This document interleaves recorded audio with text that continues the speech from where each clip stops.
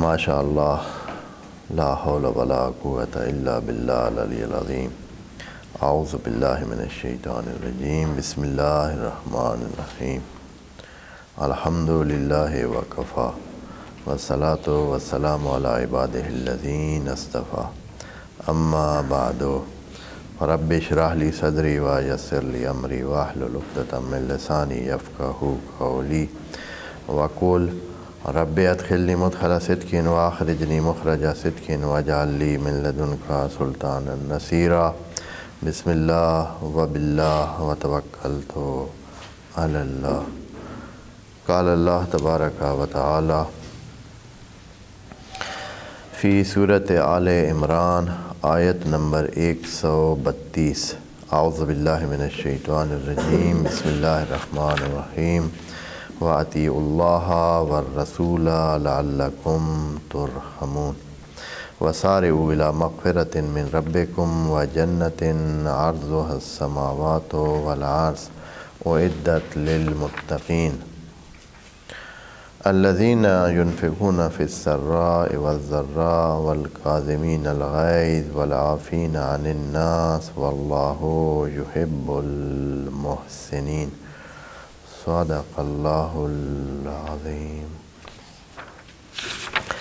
پیچھے سے آیات یا ایھا الذین آمنوا کے ساتھ چل رہی ہیں۔ آیت نمبر 130 میں اللہ تعالیٰ نے مومنین کو بعد اس کے کہ اہل کتاب سے بچنے کی تلقین کی اور یہ کہ دھیان کریں، پھر تقوی کا کہا، پھر اکٹھے ہونے کا کہا، پھر آمر بالمعروف اور نہی عن المنکر بننے کے لیے کہا۔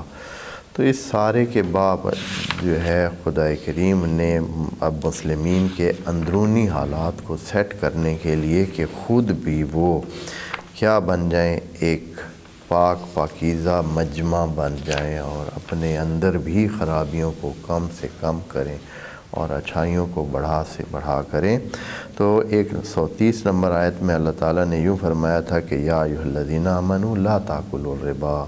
ربا ایک مصیبت تھی جو کہ رائج تھی عربوں میں، اس زمانے کے معاشرے میں بھی تھی، بعد میں بھی ہے، چلتی رہی ہے۔ ایک انسانوں میں وہ جو لالچ کا ایک سلسلہ ہے اور چالاکی سے جو محتاج اور ضرورت مند ہوتے ہیں ان کو لوٹنے کا ایک سلسلہ ہے، یہ انسانوں میں پہلے سے آ رہا ہے، اب بھی اسی طرح ہے۔ بہت سارے انسان ایسے ہیں کہ وہ خصوصاً جو ضرورت مند ہیں ان کو زیادہ لوٹنے پر آتے ہیں، اس لیے کہ وہ ہر طرف اپنا ہاتھ پاؤں مارتے ہیں کہ کسی طریقے سے ان کی مشکلات کم ہوں، اور اسی دوران ایسے بندوں کے ہتھے چاٹ جاتے ہیں جو کیا ہوتے ہیں، لوٹنے والے ہوتے ہیں، جو خود سے یعنی ان کی نظر بھی یہ ہوتی ہے کہ پیسہ بنائیں، تو وہ اس طرح کے لوگ آسانی سے ٹریپ ہو جاتے ہیں۔ ابھی بھی ایسے ہی ہے، ابھی آپ کو ہر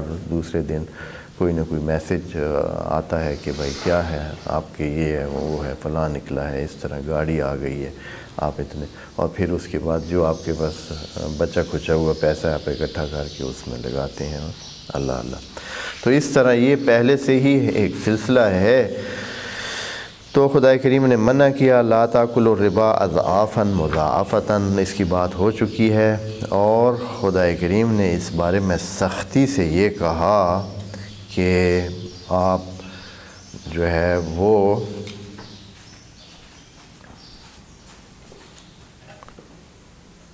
یہ ربا کا کام کرنے والا بندہ کافرین میں شمار ہوتا ہے۔ یہ آیت نمبر 131 میں اس کی طرف اشارہ کیا ہے۔ یہ نہیں کہا ہے کہ وہ کافر ہوگا اور اس کو کہا، اس کی ضرورت ہی نہیں ہے، بس آگے جا کر کیا کہا کہ ربا سے بچیں اور یہ بھی جان لیں کہ کافروں کا انجام بہت برا ہے اور وہ آگ ہے۔ اس کا مطلب ہے کہ جو ربا کھائے گا وہ کافر ہے اور کافروں کا انجام برا ہے۔ 132 نمبر آیت جو آج ہے، اس میں خدا کریم اسی مومنین کے استحکام کے لیے ہے اور ان کو اپنے صحیح صراط مستقیم پہ چلانے کی تلقین کے حوالے سے فرما رہا ہے کہ وَأَطِيعُوا اللَّهَ وَالرَّسُولَ، اللہ کی اور اللہ کے رسول کی اطاعت کریں۔ یعنی یہ ہے کہ اپنی رائے کو پیچھے رکھیں، اپنی سوچ کو پیچھے رکھیں، اپنی چاہت کو پیچھے رکھیں، پہلے جو ہے وہ اللہ کی مانیں، اور جب آپ کے درمیان رسول ہے تو اس کی مانیں۔ یہاں عطف کر کے خدا کریم نے اپنی اور اللہ کی رسول خدا کی اطاعت کو ایک قرار دے دیا ہے۔ بعض آیات میں یہ ہے اطیعوا اللہ و اطیعوا الرسول، وہ مختلف درجہ ہے، لیکن یہاں جس چیز کی طرف چونکہ احکام الہی ہیں تو احکام الہی میں رسول کی اطاعت اور اللہ کی اطاعت ایک ہے۔ کچھ اور چیزیں ہیں جہاں اطیعوا اللہ و اطیعوا الرسول ہے، وہاں جا کر وہ کچھ دوسرے جو ادارتی امور یا وہ جو شرعی امور نہیں بلکہ حالات حاضرہ کے مطابق جو امور ہیں ان کو چلانے کے لیے ایک سلسلہ ہے جو اس آیت میں انشاءاللہ بیان کریں۔ وَأَطِیعُوا اللَّهَ وَالرَّسُولَ، یہاں اللہ نے رسول کو صرف واو کے ساتھ عطف کر دیا، اور واو کے ساتھ عطف کرنے کا مطلب یہ ہے کہ جو اطاعت اللہ کی ہے وہی اطاعت رسول کی بھی چاہیے یہاں۔ لعلکم ترحمون، کہ آپ پر رحم کیا جائے گا، ہو سکتا ہے آپ رحم کے اس میں دائرے میں آ جائیں، یعنی یہ لعلکم اللہ کہہ اس لیے کہ انسانوں سے توقع بہت کم ہے۔ یہ نہیں کہ اللہ تعالیٰ شاید رحم کرے، یعنی وہ تو حتماً رحم کرتا ہے، بس یہ ہے کہ انسانوں میں یہ کہ وہ اطاعت کا سلسلہ اپنائیں اور اس رحمت کے مستحق بنیں، یہ بہت کم ہے۔ یعنی حقیقت میں چاہتے سب ہیں لیکن اس کے لیے کچھ جو کرنا پڑتا ہے وہ نہیں۔ اس کے بعد خدا کریم مزید مومنین کو اسی راستے پہ استحکام دینے کے لیے اور اس کے بھائی آپ تاکہ ہر حوالے سے، چونکہ یہ چیز ایسی نہیں ہے کہ کسی ایک کام سے، مثلا صرف نماز پڑھنے سے مسئلہ حل نہیں ہوتا ہے، صرف روزہ رکھنے سے حل نہیں ہوتا ہے، صرف ربا نہ کھانے سے حل نہیں ہوتا ہے، صرف جھوٹ کے بچنے سے حل نہیں ہوتا ہے۔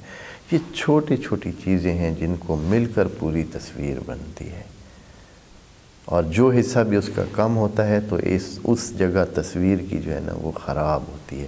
اور آپ جانتے ہیں کہ تصویر جو ہے اس میں تھوڑا سا بھی کوئی داغ دھبا ہو تو پوری تصویر اس سے کیا ہوتی ہے، وہ بری لگتی ہے، اس طرح اچھی نہیں لگتی جیسے اس کو ہونا چاہیے۔ تو اس لیے خدا کریم اگلے اس میں فرما رہے وَسَارِعُوا إِلَىٰ مَغْفِرَةٍ مِّن رَبِّكُمْ، جلدی کیا کریں اچھائی کی طرف جلدی۔ یہ مغفرہ کا معنی میں پھر کروں گا انشاءاللہ۔ تو خدا کریم کہہ رہے کہ یہ جلدی کریں۔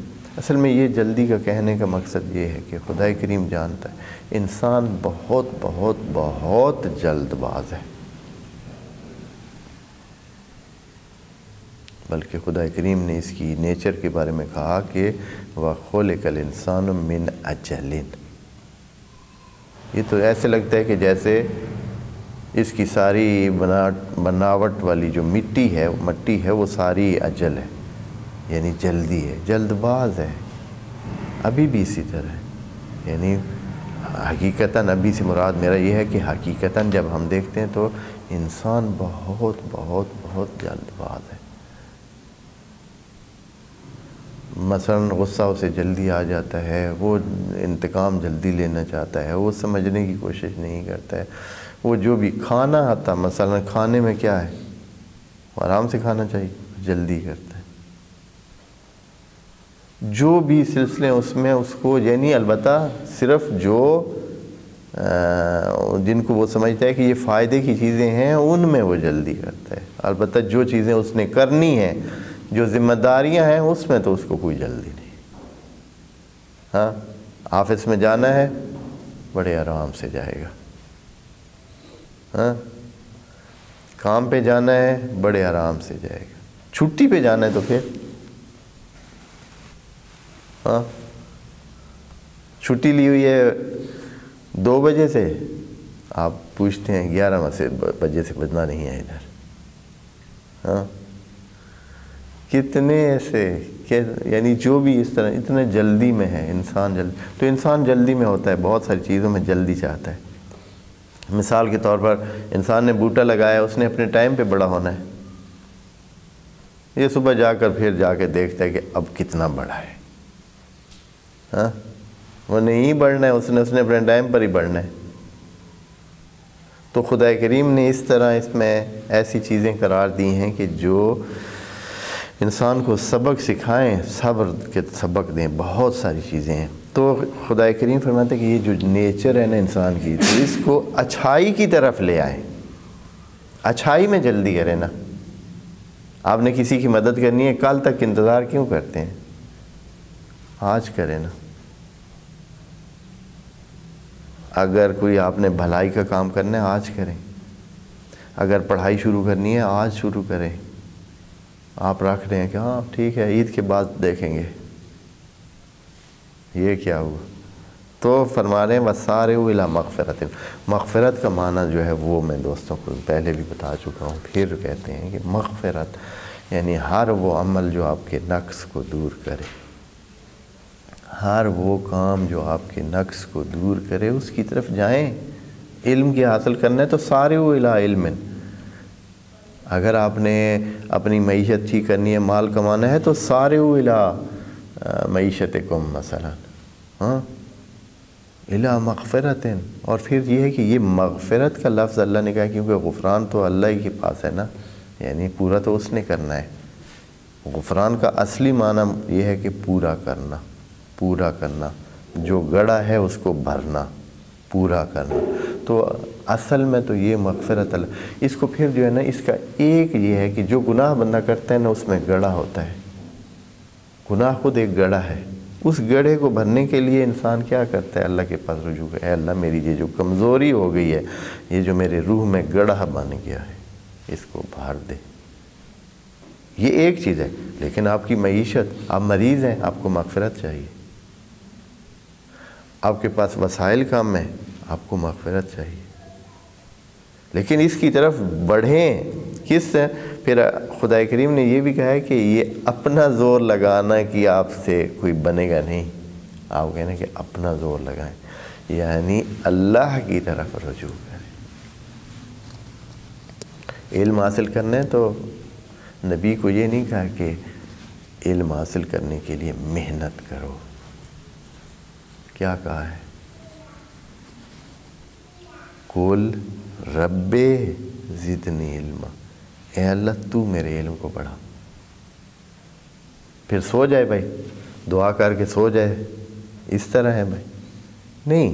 پھر دوسرا فارمولہ جو اللہ نے بتایا کہ لیس للانسان الا ما سعی، اس کو اس کے ساتھ رکھ کے پڑھیں۔ ایک بندہ اللہ سے دعا کرے، اے اللہ مجھے مثال کے طور پر اسلام آباد پہنچا دے، اور اس نے رخ رکھا ہوا ہے کراچی کا، جا رہا ہے کراچی اور ادھر سے دعائیں بھی ساتھ ساتھ کر رہا ہے، اے اللہ مجھے اسلام آباد پہنچا دے، اے اللہ، تو یہ تو نہیں ہوگا۔ خود جو ہے وہ جا رہا ہے اسلام آباد کی طرف، ادھر ہی اس نے رخ رکھا ہوا ہے اور دعا کر رہا ہے اللہ سے کہ اے اللہ مجھے اسلام آباد پہنچا دے، پھر جو ہے ہوگا۔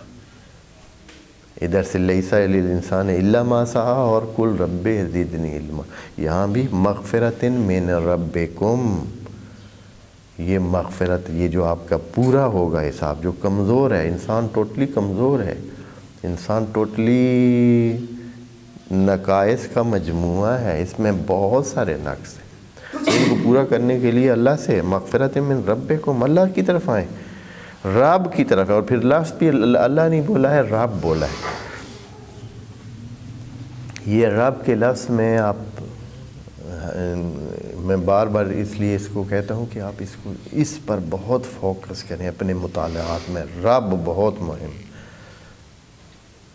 اللہ کو رب بولنا بہت بہت بہت اچھا لگتا ہے۔ جیسے جو میں نے اس میں دیکھا ہے قرآن میں کہ سارے انبیاء جب اپنی کوئی خواہش، کوئی چیز مانگتے ہیں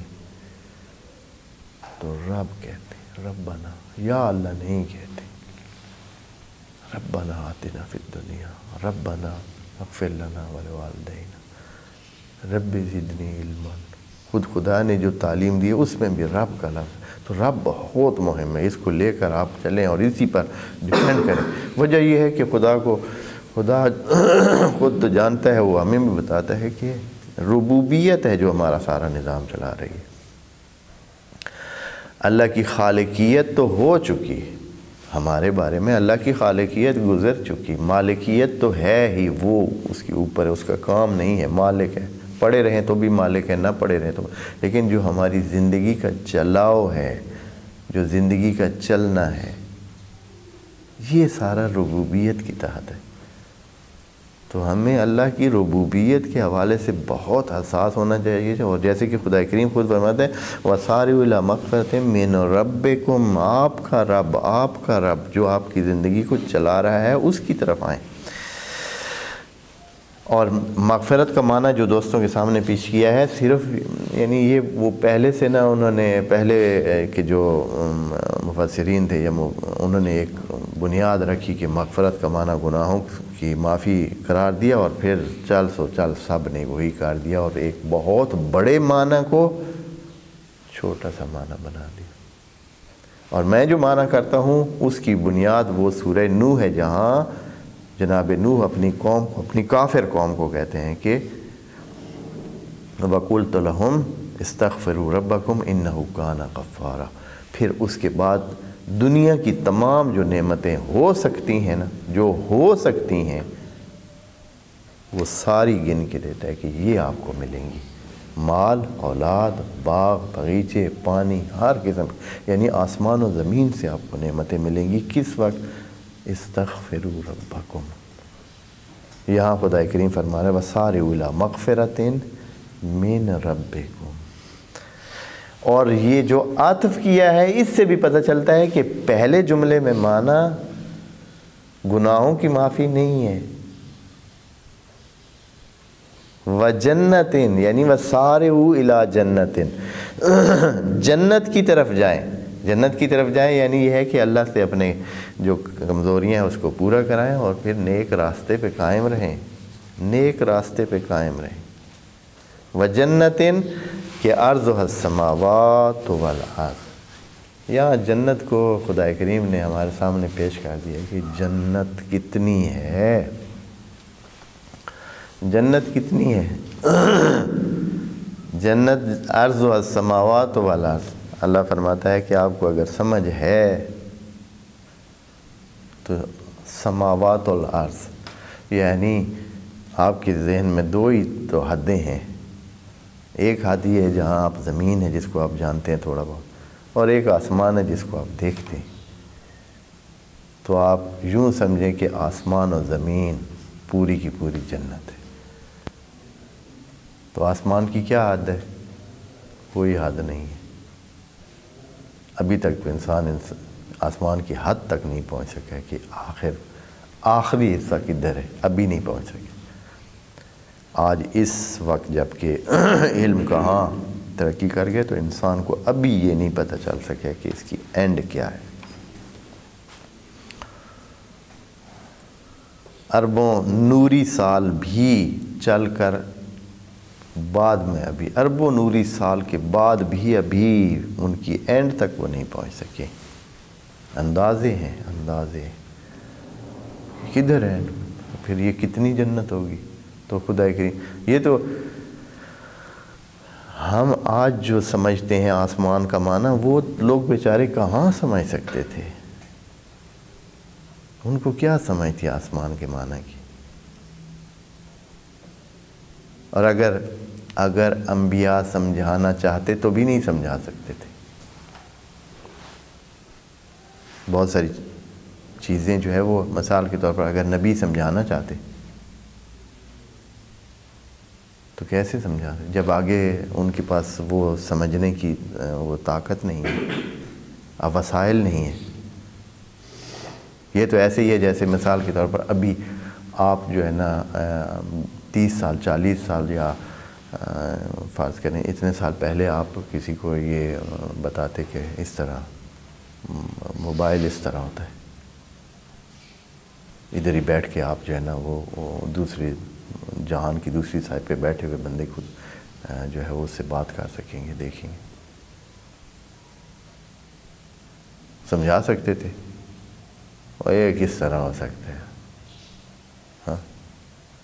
یا یہ ہے کہ اس زمانے میں کوئی کہتا ہے کہ مثلا اتنے منٹ میں جو ہے نا بندہ دوسری جگہ پر یہاں سے تیر پھینکے، کوئی بندہ اس وقت کہتے کہ یہاں سے تیر پھینکے اور مثلا 2000 کلومیٹر 10 منٹ میں 2000 کلومیٹر تک پہنچ جائے گا، ہو سکتا ہے نہیں، اس وقت نہیں سمجھایا جا سکتا تھا۔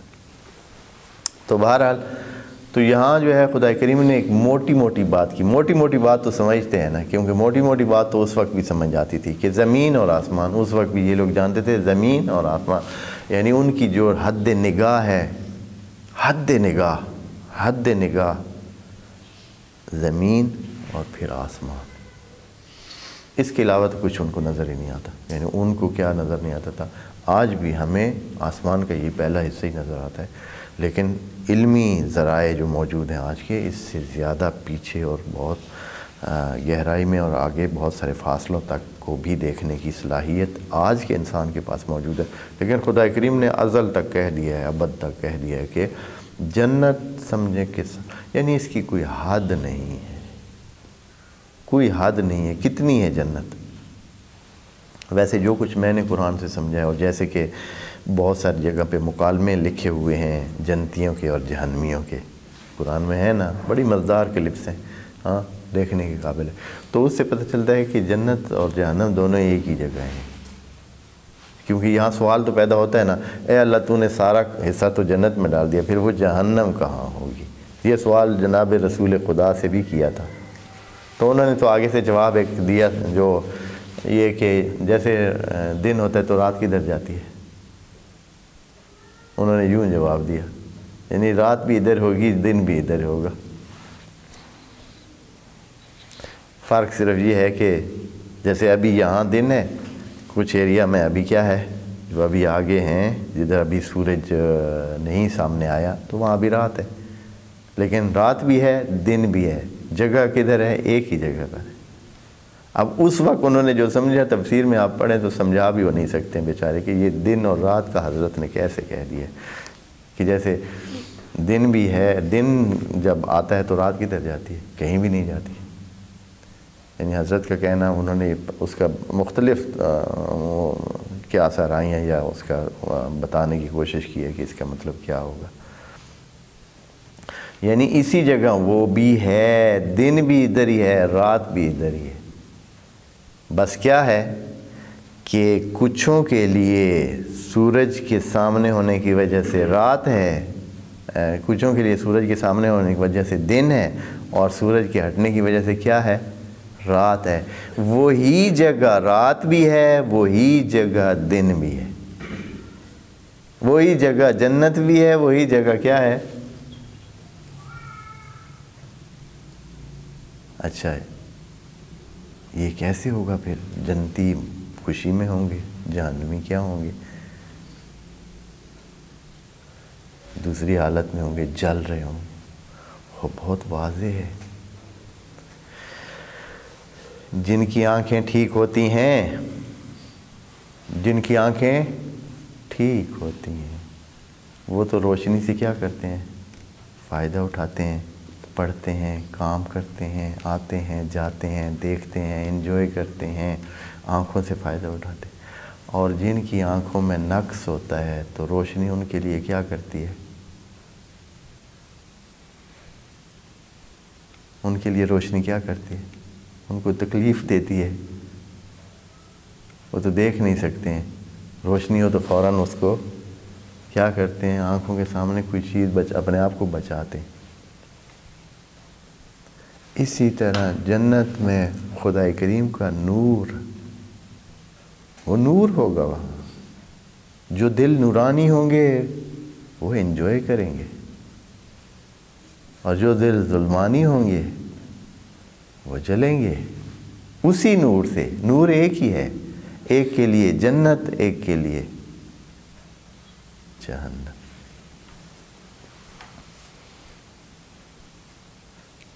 تو اس قسم کی صورتحال ہے، وہ تبھی نور کی بات بھی ہے۔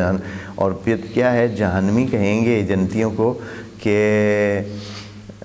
اے جنتیوں، تھوڑا ہماری طرف منہ کریں، ہماری طرف رخ کریں، تھوڑا ہم بھی آپ کے نور سے لے لیں، ہاں، نقتبس من نورکم، آپ کے نور سے تھوڑا سا ہم بھی کچھ لے لیں، کہ اس کا نتیجہ یہ ہو کہ ہم بھی تھوڑے جلیں۔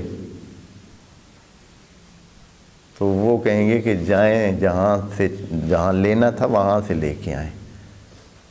فرجو فلتمسوا نورا، وہ کہتے ہیں کہ پیچھے جائیں، جہاں سے لینا تھا وہاں سے لے کے نہیں آئے. اب ادھر تو پھر جس کا جو کچھ ہے وہی کچھ ہے، اب تقسیم بھی نہیں ہو سکتے، کوئی دوسرے کو دے بھی نہیں سکتے. تو جنت میں یہ جو یہاں کا ہے وَجَنَّتٍ عَرْضُهَا السَّمَاوَاتُ وَالْأَرْضُ، بس یہ سوال تو یہاں پیدا ہوتے جائے کہ بھئی جہنم پھر کدھر ہوگی. تو میں نے تو یہ آپ دوستوں کو سمجھا دیا ہے، لیکن اب مفسرین اس بارے میں کیا کیا لگے ہوئے ہیں وہ اب میں ادھر نہ بیان کروں تو بہتر ہے، یا اگر کل میں جو ہے شاید کچھ اس کا بیان کر دوں اگر مناسب وقت دیکھا تو، کہ وہ کدھر ہوگی. کیا کیا بیان مختلف انہوں نے دیے ہیں کہ یعنی مسئلے میں پڑ گئے ہیں نا بھائی. جب جنت ہے ہر طرف، زمین بھی جنت، آسمان بھی جنت، اور خدا نے حد بھی نہیں رکھی کہ عرض و السماوات والارض، ساتوں آسمان ساتھ کے ساتھ جو ہے اس میں شامل کر دیے. سماوات جمع کا صیغہ لگا ہوا ہے اور عرض ایک ہے تو اس کا ایک کا صیغہ لگا ہوا ہے، تو کیا ہے پھر باقی کوئی جگہ ہی رہتی نہیں ہے. تو اس کی اصلی توجہ تو وہی ہے جو دوستوں کی خدمت میں عرض کر دی ہے، لیکن وہ مفسرین نے مختلف قسم کی وہ سلسلے اس میں بیان کیے ہیں جو کہ بعض اوقات بندہ پڑھتا ہے تو حیران بھی رہتا ہے کہ یہ دیکھیں نا ان کی معلومات. لیکن کیا ہے کہ ان کی معلومات یہی کچھ تھیں، کیا کرتے وہ. وَجَنَّتٍ عَرْضُهَا السَّمَاوَاتُ وَالْأَرْضُ أُعِدَّتْ لِلْمُتَّقِينَ. یہ سارے کا سارا جو ہے نا سلسلہ کس کے لیے، یہ اعدت للمتقین، پھر وہ اسی طرح کا جملہ استعمال کیا اللہ ہے آخر میں. اعدت للمتقین کہہ کر یہ کہا ہے کہ جو سرعت کرتے ہیں مغفرۃ من ربکم کی طرف تو وہ متقین ہوتے ہیں. جو جلدی کرتے ہیں جو اچھائی کی طرف. اب یقیناً جو بندہ اللہ سے ہر چیز مانگ رہا ہے، رب سے ہر چیز مانگ رہا ہے، ہر چیز میں کمزوری کو پورا کرنے کے لیے رب کی طرف رجوع کر رہا ہے، اپنی عبادت میں آپ کی کمزوری ہے تو اللہ کی طرف رجوع کریں. اگر نماز شب نہیں پڑھ سک رہے ہیں تو اللہ سے رب سے رجوع کریں کہ اللہ میں توفیق دے. علم نہیں حاصل، دلچسپی نہیں ہو رہی ہے تو اللہ سے رجوع کریں کہ اللہ ہمیں دلچسپی دے. یہ کمزوریاں ہیں، نہیں چاہتا ہے دل بندے کا. اگر آپ کو نیند بہت آتی ہے اور آپ کا سونا بہت ہو رہا ہے تو آپ کہیں اللہ مجھے اس مصیبت سے نجات دے. اگر اور مسائل ہیں تو ان میں بھی رب سے رجوع کریں، سجدے کریں، نوافل پڑھیں، 2 رکعت نماز نافلہ پڑھ کے اپنی حاجت مانگیں، پھر دیکھیں اللہ کیا کرتا ہے. ہم ادھر جاتے جو نہیں ہیں، ہم اپنی چلاکیوں کے ذریعے اکٹھا کرنے کی کوشش کرتے ہیں. ہاں کیا کیا چلاکیاں. وَجَنَّتٍ عَرْضُهَا السَّمَاوَاتُ وَالْأَرْضُ أُعِدَّتْ لِلْمُتَّقِينَ. اب خدا کریم ادھر سے متقین کی کچھ یہ جو ہیں وَسَارِعُوا إِلَىٰ مَغْفِرَةٍ، ان کی تفصیل کیا ہے، کیسے سرعت کریں. وہ جو متقین ہیں ان کی تفصیل بتا رہے ہیں آگے اب کہ یہ کام یہ متقی کرتے ہیں، انہی کے لیے یہ جنت ہے اور وہی سرعت بھی ہے. تو یہ آگے جو آیات آ رہی ہیں انشاءاللہ اس کی تفصیل ہوگی جو کہ ہم اگلی نشست میں دیکھیں گے. والسلام علیکم ورحمۃ اللہ وبرکاتہ.